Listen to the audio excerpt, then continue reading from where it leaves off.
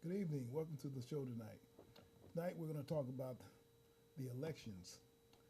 This is a different show from what we normally broadcast, but we're going to talk about the elections this evening, and we're going to talk about the effect that the young people are having by the elections. We've been getting phone calls from parents, and they're talking about their children in the elections. Uh, we want to speak on the elections because we want to understand the effect that this election has had on the youngsters. The youngsters are in fear of their friends being deported from this country back to their countries. The youngsters are in fear of being sent back to Mexico, different states, different countries, due to Donald Trump winning the elections. Now, uh, we can see that Trump is kind of backsliding on some of the things that he said that he was going to do. He's having second thoughts about it, which is a good thing, okay, because the elections are done, they're over with. They voted in the new president. There's nothing that can be done about that. People are demonstrating against the election that was voted in last week. There's nothing that can be done about that. That's something that's done, and we have to live with that for the next 4 years. But the young people are in fear of their friends being deported from this country back to their countries. What do we do about that? What do we say about that to the youngsters? Well, we have to make the children understand that this is an election that happened. Uh, we don't think it's going to happen the way that Trump ran to be put in office, the fence being built, the people being deported immediately. We don't think it's going to happen like that. We think that's going to happen a little different. The children should be little more relaxed than what they are. But this is something that was said all during the run of the elections. Trump constantly said that he was going to deport the immigrants back to their countries. If you weren't here legally, if they was there illegally, he was going to deport them. That's what he said. The youngsters looked at the televisions. Now they're in school and they're fear of their friends being deported out of this country back to the countries in Mexico, Middle East, wherever they come from. So we have to allow the youngsters to come on and talk about their fears, what they feel about this election, how upset they are at their parents, the older people, the ones that can vote. This is what they're talking about. They're upset at the older people, the people that can vote. The adults, the ones that went out to the polls and voted, the ones that didn't vote. You know, People say that their vote don't count, so I'm not going to vote. Well, if your vote does not count, how would you know if you don't vote? If you vote, you know that your vote counts. And the people that's protesting now over the election, that's really, I don't understand that. How could you protest now when you should have went out before the elections and went around to doors and pleaded with people to go out and vote on the election day? That's what you should have done instead of protesting now. It's too late now. He's been voted in as president. He'll be president for the next 4 years. So it's too late now to demonstrate that you against him being in office as the president of the United States. It's too late for that. You should have went out to the southern states. California did what they were supposed to do. They did what they supposed to did. They voted for Hillary Clinton. They voted for a Democrat. They put a Democrat in office. A lot of people against that. Well, you got to put somebody in office. Who would you rather put in office? Somebody that's telling the truth about what they're doing, or somebody that's lying about what they're doing? This man didn't even show his tax his tax papers. You know, he slashed women. He talked about Muslims. He talked about immigrants. You know, I mean, who do you rather put in office? Someone that's for children, that's for people. Hillary Clinton, all of her career, she's been about helping people. You know, so now we have a president in office that people are against. Okay, what do we do about that? Well, what we do is we make good of what we have. We have to for the next 4 years. We can't make his term bad for him, because if it make it bad for him, it's gonna make it bad for us. Now, this show is really about ex-offenders, returned citizens coming home. Okay, now I'm speaking for the returned citizens. Returned citizens for us, it's like, okay, everything's normal. We go on like we've been going on, you know, and it's gonna be as it is for us. We're gonna make it good for us. We're gonna come back into the society, and we're gonna do the things that we should be doing. We're gonna pay taxes. We're gonna get a job. You know, we're gonna do the things that we should be doing. We're gonna continue as routine. You know, it shouldn't change too much for us. You know, we went into the system. We paid our debts to society. We got parole. We came home, and we're back as the, you know, as business as normal. So it shouldn't change that much for us. But for the children who are feared for their friends being deported from this country, we have a serious problem, because the kids are being affected by it, the youngsters are being affected by it. So we have to do now, we have to make sure that we have time so we can sit down and we can talk to our children, to our grandchildren, to our nieces or nephews, and explain to them that it's not going to be as bad as Trump said it was going to be. It's not going to be that. You know, we need to bring the children on, and we're going to have the children on. We're going to bring the youngsters on and allow them to vent, allow them to express their concern to the public, you know, of what they heard Donald Trump broadcasting during his election.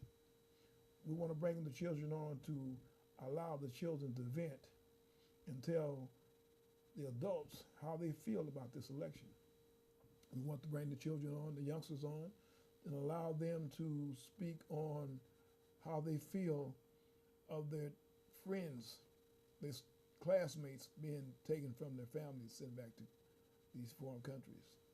You know, the immigrants being sent out back from this country. You know, now we have to look at this country itself. This country itself was built on immigrants. Yes, this country was built on immigrants. You know, people came from different countries over this country for a better life. You know, the American dream, and they built this country. Slavery, he brought people over from a foreign land. We built this country. You see, so this country was built on immigrants. Donald Trump's wife is an immigrant. Donald Trump himself is an immigrant. Okay, so how can you say, I'm going to deport all immigrants out of this country? I think that's a fault that need to be addressed. You see, so we have to address our words that we say. We have to make sure that what we're saying is right. You know, sometimes when you say things, it's like ringing a bell. Once you ring a bell, you can't unring it. You've said that. So we have to make sure that we have these children, these young people, we got to make them lax. We got to make it to the point to where they understand that their friends, their classmates, you know, they'll be in class tomorrow. They'll be in class for the rest of the semester. It won't be a point to where you come to school and your classmate is gone. It won't be like that.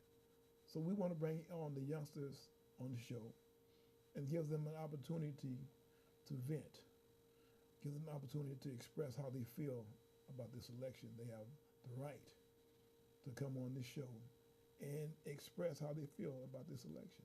They're really upset. They really are.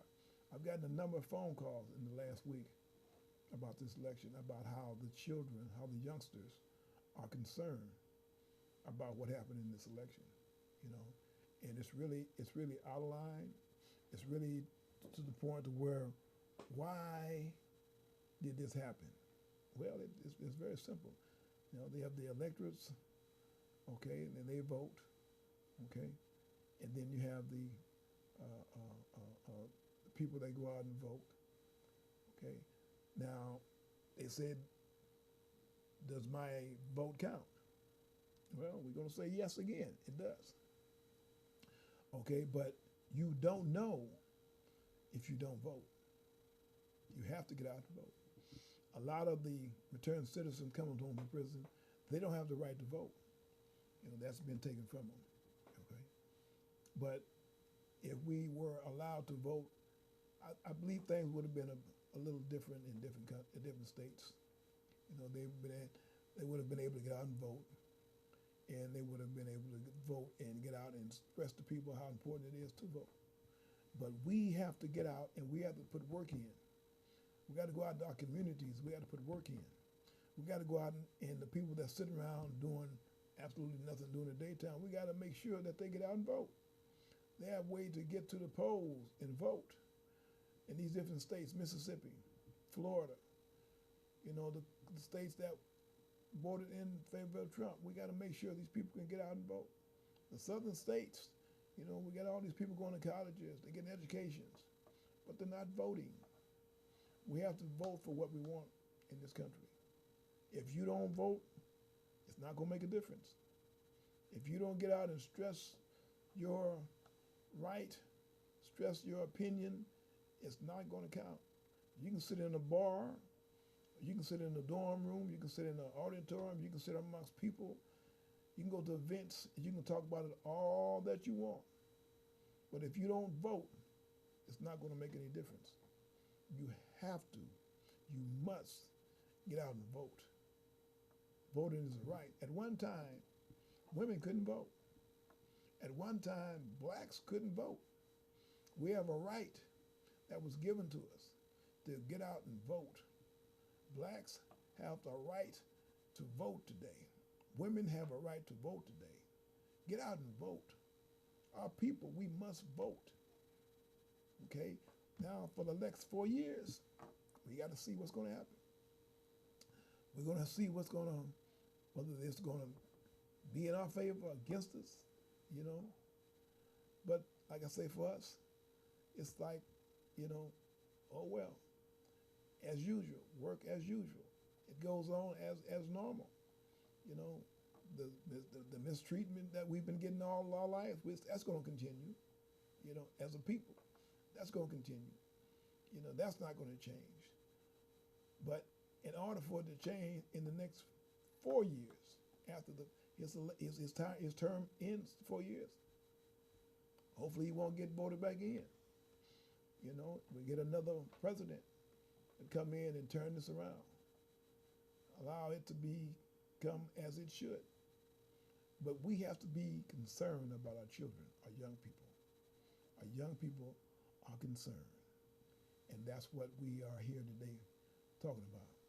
We have to make our young people understand that we have to, certain rights that we've been given in this country, you know, certain rights that we've been given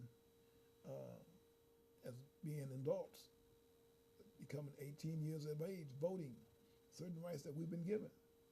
The rights that we've been given, we have to use our rights. We have to get out and we have to vote. We have to be part of the democratic election. We have to get out and vote. If you don't vote, it don't make any difference. So when you don't vote, don't holler about, well, they got this president in office, they got that president in office. Well, why are you concerned? You didn't vote. I got a lot of people protesting right now. Some of those people didn't vote, but they're concerned about what's going on in the elections. They're upset because Trump got in office. Well, if you didn't vote, why are you upset?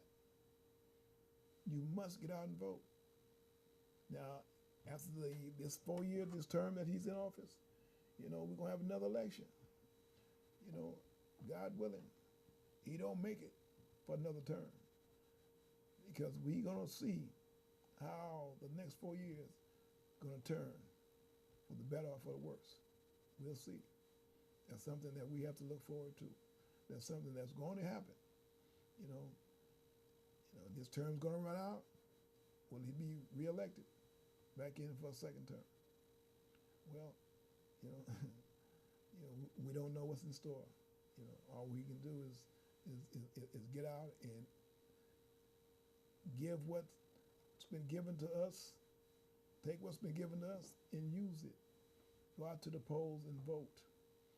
Vote for the person who you feel is going to run this country the way it should be ran, who's going to be giving what should be giving to the citizens of the United States of America. This is the best country in the world. There's no country as rich, there's no country as given as this country, the United States of America. You're in the best country in the world. You go to any other country, they don't have nowhere near what the United States of America has. You have the right to speak, freedom of speech. You have the right to do as you wish. You have laws that you have to go by, but you have a choice, right or wrong, to do the things that you want to do in this country. So we have to stand behind that. We have to go out and give our opinion on the nights that it's time to elect another president into office. Now, like I say, people are protesting in different cities around the Bay Area. People are disrupting people's lives, busting people's windows out of their establishments. And that's not right. They did nothing. They're trying to run a business, and they have their windows busted out because people are coming in and they're protesting. Well, protesting is one thing, but destroying people's property is another. It isn't right. It isn't right for you to destroy something that someone else went out and worked for. How would you feel if you opened a store, a business, and you came to work the next morning and your picture window was busted out? You wouldn't like that. The insurance goes up. You got to pay for that. Don't destroy people's property because you didn't vote. Don't destroy people's property because you didn't vote. It's that simple. If you don't vote, you got nothing coming. You have to vote in order to have something. In order to get something, you have to vote. So we want to bring on the young people, the youth, and we want to give them opportunity to come on and vent, to tell the communities, tell society how they feel about this election. Voice the fears about this election. We want to give them the opportunity. So next week, we're going to bring on the youngsters. We're going to bring on the young generation, the ones that's going to be our future. We're going to bring on next week, and we're going to allow them to come on and speak and show society, show the communities what we did as voters, what happened, and how these youngsters are affected by this election, how they are fearing for their classmates, for their friends to be deported out of this country. We must look at our young people. We must pay attention to our young people. They are our future. They are our next presidents. They are our next senators. We have to look at these youngsters. We have had elections in the past where youngsters didn't even pay attention to the elections. It wasn't something that was talked about. I think this was one of the most feared elections there were, ever. Because now we have the youngsters talking about it. We have the youngsters really concerned, and to go back in time, we have never had youngsters come out as they're coming out now, speaking about elections. We got youngsters walking out of school. We got youngsters protesting in schools. They walking out, they had walkouts out of schools because they're concerned about their future. They're concerned about their friends. They're concerned about, how things are going to be in the next few years. The youngsters are really concerned. So we're going to bring on the youngsters next week and allow them to come on to the your screen in your home and stress how they feel about this election. So we want to thank you for watching this show this evening, and we want to give you an opportunity at coming on, voicing your concern as parents for the young people next week. Now, this Thursday, we want to have the end result of the good, bad, the ugly, the Glenn Bailey story at 6:30 p.m. We have live call-in that you'll be able to call in and talk to the district attorney that was over this trial. 2 men went to prison, spent 41 years. One spent 10 years that was totally innocent of this crime. We had the arresting officer on the show. He came on and stressed his part that was in this sending these men to prison. So now we have the district attorney coming on Thursday at 6:30. So stay tuned for that on channel 76 at 6:30 live show. So we hope to see you Thursday. Next week, we want to bring on the young people to voice their concern of the elections for 2017. So we want to thank you for tuning in this evening, and we'll see you Thursday at 6:30, and we'll see you next week with the youngsters. Thank you, and have a good evening.